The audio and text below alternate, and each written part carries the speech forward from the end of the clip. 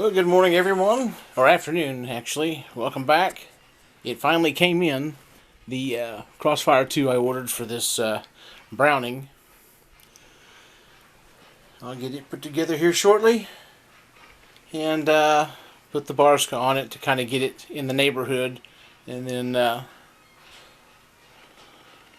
get it sighted in.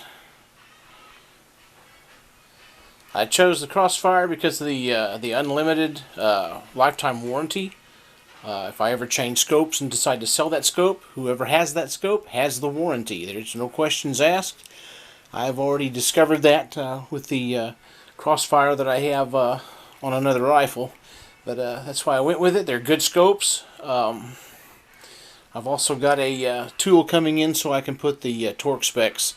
I think they said something about 18 inch-pounds of torque on the scope ring screws.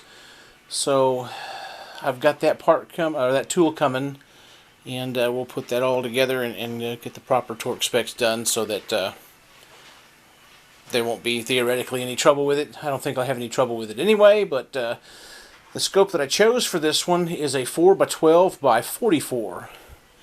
Instead of the 9 by whatever that was, 3x9 by 40 that I've got on the other one. Either way, both scopes are good. So, alright, I'm going to get busy. Stay tuned.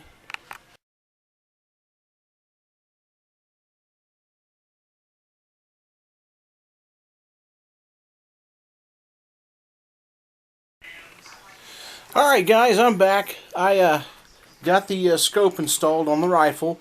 My toolkit came in from I ordered from Amazon. This is a I guess IceToolz Expert Series, and what this is, if you can see the little dial on it, this is a small torque driver. And one of the requirements, or in the specifications, or whatever you want to call it, as far as putting that scope on, Vortex recommends 18 inch-pounds of torque on these screws on the mounting rings. So when you convert the Newton meter or whatever it is over to inch-pounds, it was 2 Nm. So I got that done, and then I had ordered this blacksmith's tool set. Winchester put it out, and it's got all the little driver bits and stuff for all the different scenarios of tools that you may need for taking a gun apart or putting a scope on and off. Wide straight screwdriver bits and stuff so that you don't pull a Kevin and not get your scope tightened properly because you didn't have the proper tool. Anyhow, this is all installed. Now I'm going to get my Barska out and put it on the end of that barrel and dial it in with that. Sometimes that's accurate, sometimes not so much. Pardon the mess. I'm still putting my hunting stuff up from deer season. I was doing that too while waiting on my orders to come in today. But yeah, lost my train of thought again because I like to ramble.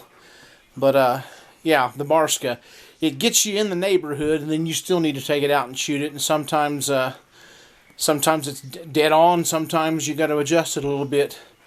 I know originally my Mossberg 30-06, I dialed it in, and it was dead on. And then I traded it for that 300 Win mag, and then ran into some issues that were self-inflicted. But yeah. I'm looking forward to taking this out and shooting it. I bought it from a local gun store. I thought it was used. It's not. It's brand new, which is cool. Brand new Browning. But anyway, yeah. I'll get it dialed in and get it ready to take out and test it. Anyhow, yeah, I may or may not be back. If you like the video, give it a thumbs up.